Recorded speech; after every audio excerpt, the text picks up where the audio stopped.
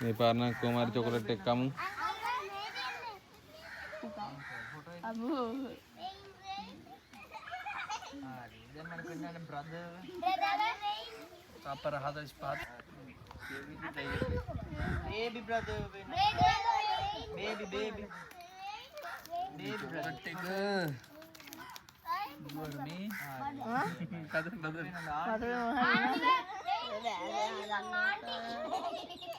photo එක uncle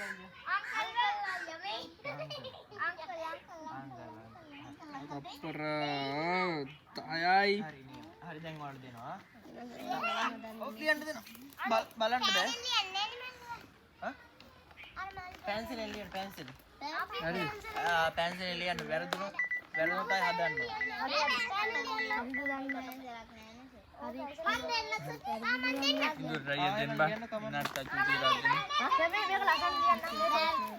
හැබැයි හරියටම ලියන්න ඔක්කොම හරියන්න ඕන බෑ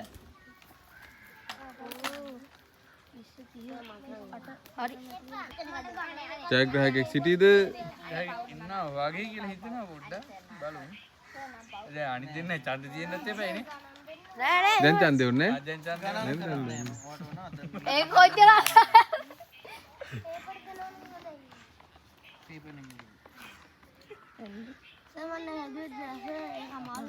හරි බලමු. දැන් මේක මේක පූර්ණ සංඛ්‍යාව දැන් මේක කීයද කරගන්න ඕනේ? 40 කරගන්න ඕන. ඉතින් 4 40න් කරන්න නම් 10 4 10 40යි. මෙතන 10යි.